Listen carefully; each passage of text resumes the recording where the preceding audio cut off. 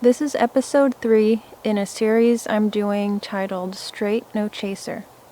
For an explanation of what this series is, you can refer to episode 1 where I explain what it's about. I won't go over all of that again here. I will just go straight into reading what I heard as I heard it. The title of this segment of what I heard is called They Know Better. Mine, it would be good for my own to stop living with worldly values. It would be good for them to hold on to my values, realizing that the values of the flesh and the world are trash. They would enjoy more peace if they would not try to keep up in the world's ways, trying to run both the Christian race and the world's race. A person trying to do that does well in neither one, and is really compromising the best for garbage. Yet many of mine still do this, child. They still do. Somewhere inside them this contradictory lifestyle is sensed, and they do not respect themselves if they know better. Child of mine, you must realize, with many of my own, they do know better. It is just that they allow their flesh to win.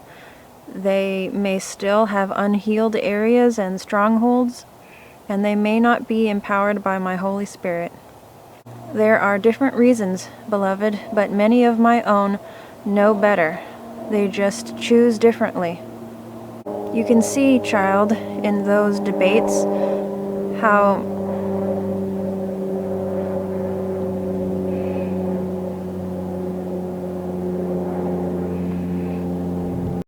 You can see, child, in those debates that some people, even faced with irrefutable truth, will choose another way simply because they do not like the truth. And here I will let you know that when I said debates, I heard something a little more specific, but I will just generalize and say debates. So I'll resume reading what I heard.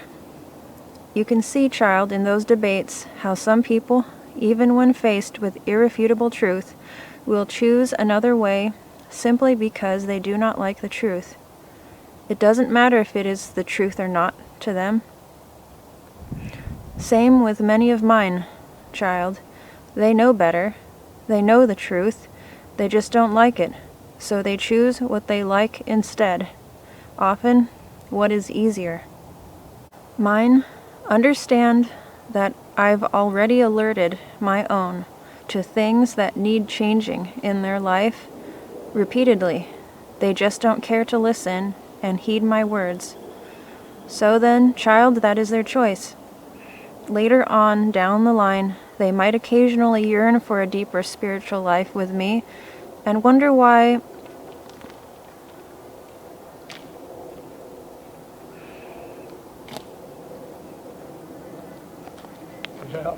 Mine, understand that I've already alerted my own to things that need changing in their life. Mine, understand that I've already alerted my own to things that need changing in their life. Mine, understand that I've already alerted my own to things that need changing in their life repeatedly. They just don't care to listen and heed my words. So then, child, that is their choice. Later on down the line, they might occasionally yearn for a deeper spiritual life with me and wonder why they don't seem to have it or don't seem to be growing, but often this occasional yearning is quickly cooled. They have already been alerted to things in their lifestyle that could be changed, should be changed, but they have chosen not to. If they examined themselves without bias and truly sought me, they would see this is true. At some point, they were already made aware, but chose to continue on without change. Many of my own are here, child. That yearning for a deeper spiritual life with me is often cooled rather rapidly and replaced with yearnings of the flesh, or replaced with all kinds of distractions. It is work to pull up the weeds that might choke out. It is work, and why bother? if the soul is leaning more toward the values and pleasures of the world. My own, the deeper spiritual life and a deeper relationship with me and deeper spiritual growth is always a choice. Ask, and it will be given to you. Seek, and you will find. Knock, and it will be opened to you. That is not a lie, dearest. There is little seeking and little time made for it. Rather than seeking, it is more like glancing over and wanting it, but then turning away to look at something else, and then wondering how come you just can't find it. The looking upon ought to be followed by looking for, by seeking, by work toward finding. I know when one of mine is seeking me wholeheartedly or not. I know when the yearning for a deeper life with me is only half-hearted. That is their choice. I draw, I call, I show, I tell, but I do not force someone to love me and to go on to a deeper relationship with me. My own can be very stubborn, dearest, yet I want better for them still. Many, many of my own do know better, dearest, and how terribly destructive fear can be, and fear of man.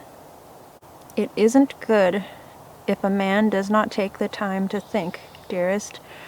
There are many distractions that try to keep this from happening, more than there have ever been with the advances of technology. Every spare moment can be filled up with something rather than contemplative thinking. And I often work and communicate in thoughts, child, speaking to the heart of a man. Even this is being pushed away. It is true, mine. What I tell you is true.